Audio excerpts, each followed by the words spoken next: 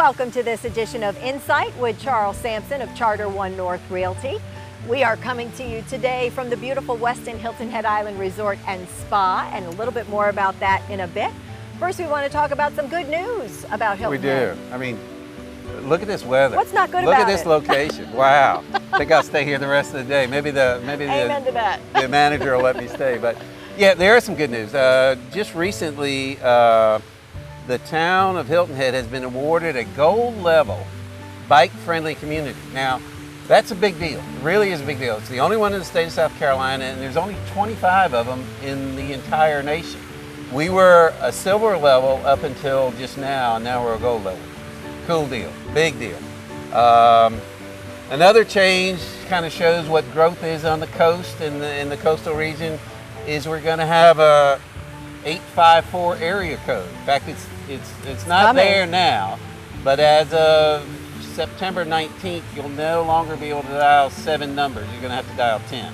That's just an indicator of the amount of growth that's happening here. It's the coast all the way from Myrtle Beach down to here, and those numbers will be available October 19th. Okay. So your next door neighbor may have a different area code than you. No kidding. Yeah. It's called an overlay. Instead of segregating a section of the area, they're just going to put both of them in together. Wow. Again, a lot of growth. Let's talk a little bit again about the Westin here. This is just one of a number of properties that really did a huge renovation, and what, $30 million or something $30 million back in 2013. The hotel is 416 rooms. And you know, the renovation is good, but I was talking to the staff there, and they were telling me about the convention business that comes back. And you know what? That is so important to our island, because those folks come back and they come back and they come back, and then they come by. So that's good. So yeah, the Westin, and hopefully you'll see in some pictures of the renovations and the new areas. We're sitting outside by the pools, and you know, it's a neat place. Other things, the Omni, $17 million. It's a 323 room hotel. The Sonesta, 340 rooms, $30 million. And God loves sea pines, $80 million plus. Amazing. New clubhouse, new plantation club, new beach club.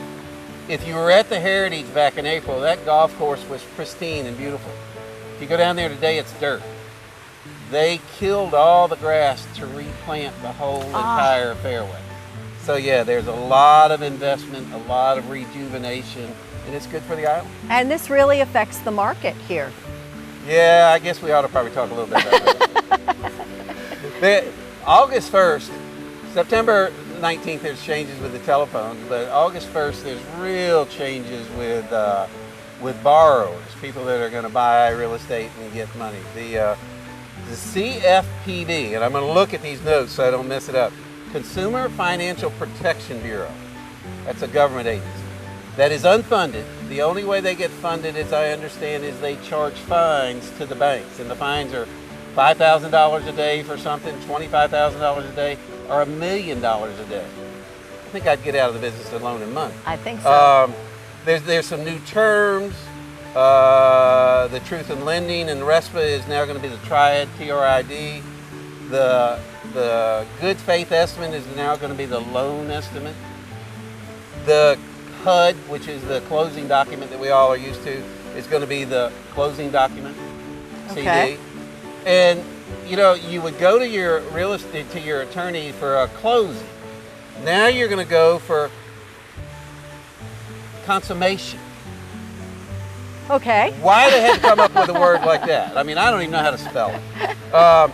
There's going to be a 3-day review period for any buyer on a mortgage, unless you're buying a mobile home. So if you're buying a mobile home, you don't have to do that.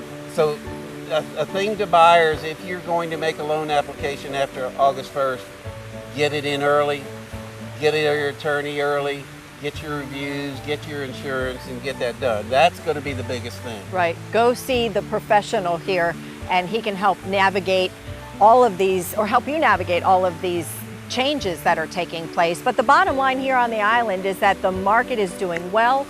That it is. Mid-year, last year we were 377 homes on the island. This year we're 404, so it's an 8% change. The average price last year was $583,000. Average price this year is $626,000. 7% change.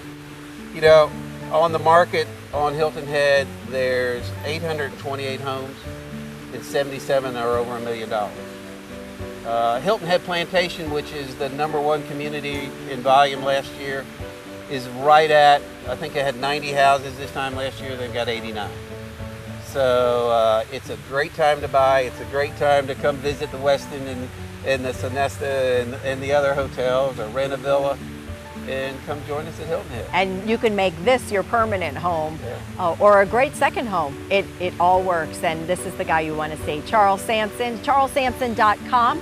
You can find his contact information below and get his insight personally, and he'll help you get to where you need to be. One last thing, it's that time of year again.